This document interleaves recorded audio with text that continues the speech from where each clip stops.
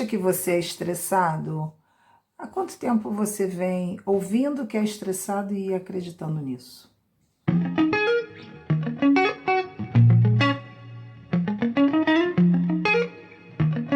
Oi, gente. Eu sou Bianca Cirilo. Para quem não me conhece, a gente está aqui para mais um Papo de Divã. Hoje a gente vai falar sobre estresse. Será que você é estressado ou será que estressam você? Será que existe uma maneira da gente combater o estresse? Será que estresse é alguma coisa que não tem jeito?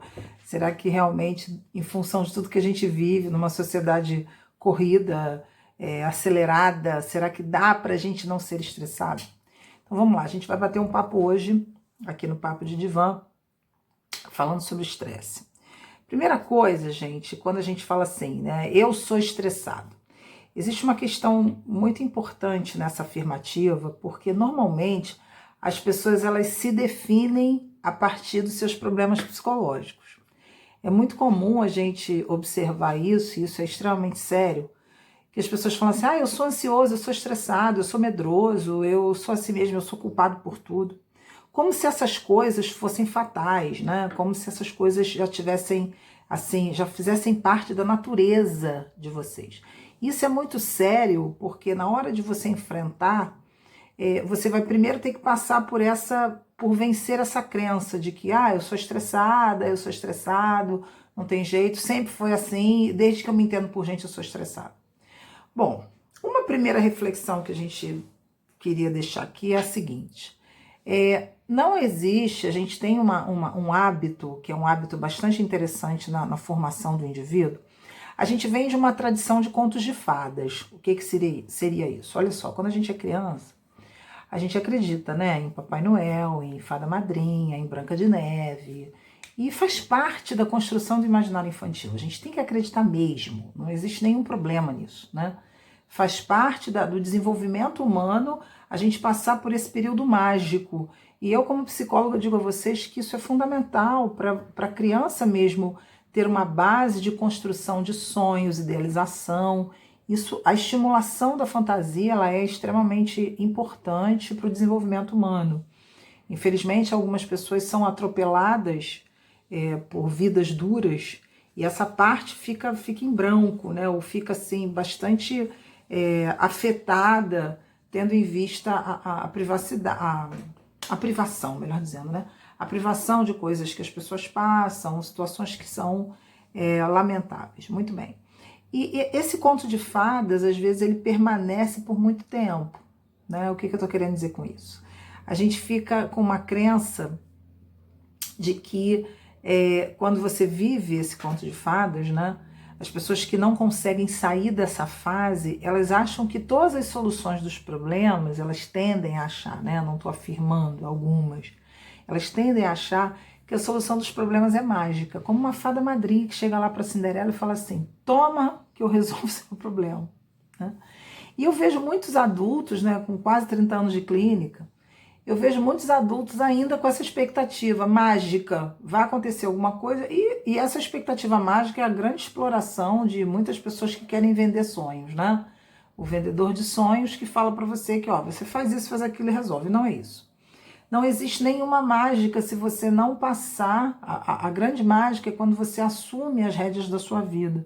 Então, assim, o estresse, ele é hoje é considerado um tipo de doença, né?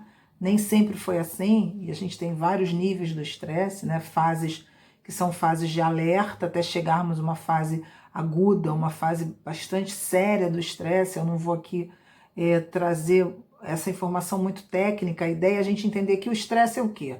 O estresse é tudo aquilo, é uma resposta emocional e fisiológica do nosso organismo quando a gente está sob forte pressão, né? Uma pressão acima do que a gente pode suportar. E como nós falamos anteriormente, não tem uma solução mágica. Então, assim, não vai vir a fada madrinha para resolver. Isso quando as pessoas são acostumadas, às vezes, no seu processo de desenvolvimento, com aqueles pais que resolvem tudo, né? Resolvem tudo. E aí, quando você tem que resolver alguma coisa, você fica extremamente estressado porque você não sabe fazer nada, né? Você passou a vida inteira. Eu conheço pessoas que já atendi casos de pessoas que até há 40 anos a mãe escolhia roupa, a mãe fazia um monte de coisa, a mãe morreu e a criatura ficou estressada porque ela não sabia o que fazer, não sabia o que fazer com a vida dela. Infelizmente isso acontece. Mas tem o contrário também. Tem aqueles pais extremamente ausentes que é no se vira, né? Você vai no se vira e isso gera estresse para uma criança até, porque ela precisa de proteção, cuidado, minimamente acolhimento, para ela conseguir o quê? Vencer seus obstáculos. Então, assim, isso é uma primeira questão. Mas tem uma segunda questão que eu acho muito importante, que é o seguinte: quando você passa por um processo, né, de muita proteção, foi muito protegido, no momento de um desafio, você pode se ver estressado, pressionado por não conseguir dar conta daquilo ali, como se o teu processo de infantilização tivesse sido estendido, né? Isso é muito interessante. Por quê?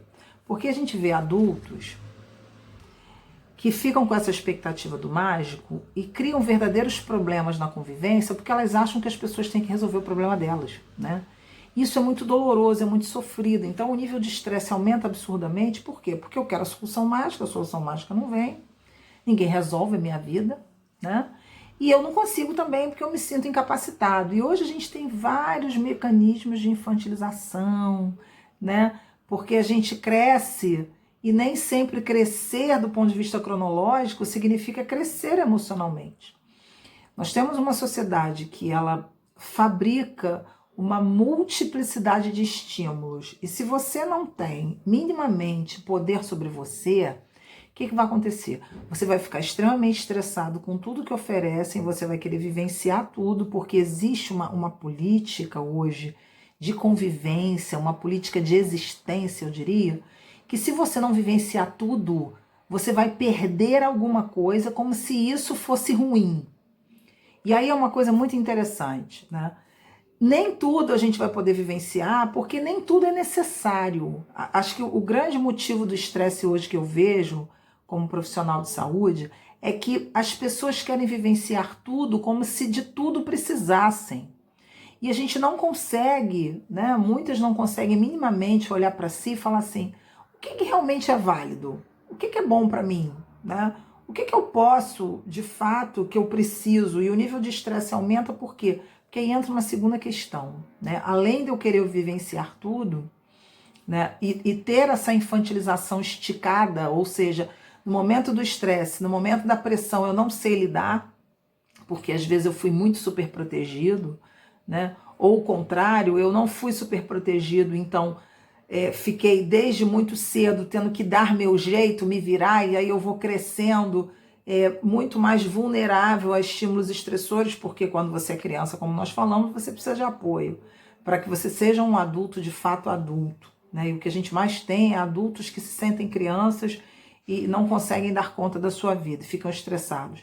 E aí tem uma outra coisa que é o seguinte: nessa dificuldade de lidar consigo, você vai absorvendo um monte de demanda, vai absorvendo demanda, e chega uma hora que você fala assim: caramba, eu não dou conta. Então o que é o estresse? O estresse é nada mais, nada menos do que a dificuldade que o indivíduo tem de dar limites na sua vida.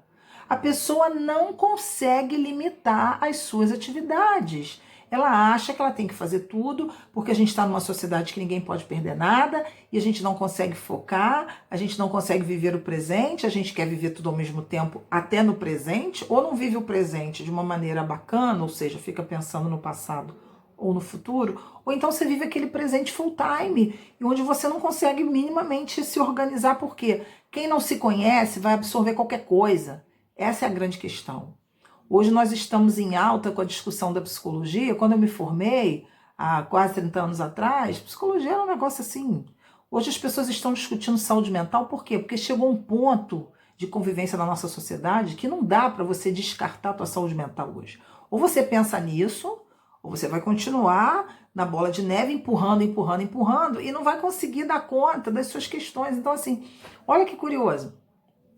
Quando você absorve tudo, não consegue dar limite, primeiro é porque você acha que você não pode perder nada. Segundo é que tem aquela posição do agradador, que vive estressado. Por quê? Por que você vive estressado? Porque você não consegue dizer não. Eu não vou, afinal de contas, dizer não significa não amar você, né? Dizer não significa desafeto. E as pessoas vão absorvendo tudo porque tem que comprar, porque tem que absorver, porque tem que ter, tem que adquirir. Gente, olha só. Obviamente que na sociedade atual, pós-moderna, a gente não pode comparar o tipo de convivência que hoje o homem pós-moderno tem com o homem lá da Idade Média, né? Com o homem lá da, sei lá da pré-história. Eram outros níveis, né, de convivência. Só que existe uma coincidência, eu não estou dizendo que é causa, estou falando de coincidência, que na verdade não é bem uma coincidência, mas aquele pensamento que a gente sabe de coisas que se associam, né? Quando você percebe o seguinte, a partir da Revolução Industrial, quando a gente começou a se tornar mais maquínico, né, para usar um termo aí de Deleuze, né, quando a gente começou a ficar mais maquínico, quando a gente começou a ficar mais docilizado, um outro termo que o Foucault traz para gente, né, produtor de positividade, ou seja, produtor, máquina de produzir. Quando a gente começou a entrar numa sociedade, não mais uma sociedade vitoriana, né, século XIX, mas essa sociedade que fabrica muitos produtos, né, inclusive a gente também vira um produto, no sentido de a gente não parar para pensar o que a gente está consumindo, porque eu não vejo problema com o consumo. O problema é o que a gente está consumindo, o que a gente está aceitando, o que a gente está acreditando que é bom para a gente, alguma coisa que realmente faça diferença na nossa vida. Quando a gente entra nesse modus operandi, né, de funcionar a partir de uma aceleração externa que a gente vai importando como nossa, tem que comer correndo, tem que fazer correndo, vive ansioso, vive estressado. Parece que estresse virou uma marca de status. É isso que eu fico muito preocupada como psicóloga. Parece que é moda a gente falar que tá estressado. Ah, eu tô estressada. Eu vivo estressada. Parece uma coisa, assim, virou uma espécie de etiqueta. Ah, eu tô estressada. E como se estar estressada fosse sinônimo de estar muito ocupada. E vamos associar mais. Como se estar muito ocupada fosse sinônimo de ser importante, porque eu faço muita coisa. Vocês já viram as pessoas falarem isso? Ah, eu faço muita coisa. E exatamente preocupada com tudo isso, né? Eu que trabalho com clínica, também trabalho com empresas há muito tempo, eu falei, gente, como é que eu posso ajudar as pessoas, né? Tornando acessível o meu conhecimento de uma forma fácil para as pessoas adquirirem, sem onerar as pessoas e poder estimular as pessoas à saúde mental, porque a gente sabe que nem todo mundo pode fazer terapia, nem todo mundo tem condição de acesso, né, a esse serviço. Quando o serviço é público, é bom, porque isso aumenta com certeza a possibilidade das pessoas adquirirem, mas o serviço público também está inchado. Então o que eu fiz? Dentro dessa história de papo de divã, com esses vídeos que eu estou gravando, com esses estímulos, né, que na verdade não servem, isso não é uma terapia, claro que não, nunca será, isso são estímulos de reflexão, porque a minha formação é uma formação que eu aprendi a usar uma clínica aliada à política, né? Eu venho de uma universidade onde esses vetores foram muito fortes na minha formação, isso me fez muito bem e faz bem até hoje. Então a maneira que eu encontrei foi criar exatamente os cadernos terapêuticos, né? Que é um material que eu estou fabricando, que eu estou produzindo, que são cadernos onde as pessoas vão ter ali roteiros reflexivos sobre temas. O caderno da ansiedade já está aí em circulação, né? Está sendo divulgado lá no meu Facebook, está sendo divulgado no site. Então, assim, o caderno de ansiedade, ele fala exatamente disso, né? De como é que existem aspectos na ansiedade que são aspectos que na minha clínica eu vi que são muito centrais, que aparecem todo ansioso, que aquilo pode ser útil com relação a um roteiro para a pessoa parar para pensar, não, realmente, eu sou um cara estressado, por que eu fico estressado? Porque eu quero controlar tudo, isso é um aspecto que eu trabalho lá no meu caderno. Por que eu quero controlar tudo? Obviamente, para você descobrir que você gosta de controlar tudo, você tem que olhar para a sua história de vida. Isso aí, você vai buscar uma ajuda terapêutica de quem você confia, né? Enfim, na realidade, é você olhar para isso e não naturalizar o estresse, a ansiedade, não naturalizar. O meu objetivo é exatamente esse, gente, é deixar aqui um recado para você pensar, se você é estressado, observa Observa se você está preso a esse pensamento mágico, né, de que alguém tem que resolver a sua vida. Observa se você está preso a um outro contexto, que é o contexto de se sentir desamparado, e aí você não sabe dar limites, aí você vai absorvendo tudo. Observa se você está num contexto de não conseguir dizer não, e aí você, para receber afeto, você vai dizendo sim, daqui a pouco você está com uma demanda absurda, né? Como se a realidade ditasse quem você vai ser, e como se não fosse o contrário, você estabelecesse que realidade você quer viver, né? Dentro de tudo aquilo que está sendo oferecido, como é que você quer viver, né? O estresse está muito associado a uma crise de autenticidade, eu diria. Mas esse é um papo para o próximo vídeo, né? Para um próximo momento, onde a gente vai falar sobre essa relação. Por que estresse tem a ver com autenticidade? Ou falta dela? O que a autenticidade, ser você mesmo, tem a ver com estresse, com ansiedade, ou com dificuldade de gerência de todos esses afetos que são importantíssimos para o nosso crescimento pessoal, ok? Vou ficar por aqui hoje, um forte abraço, até a próxima. Continue me acompanhando aí no YouTube, nas redes sociais, a gente vai estar aqui trazendo temas que são temas para nossa reflexão e nosso crescimento. Muita paz, até a próxima.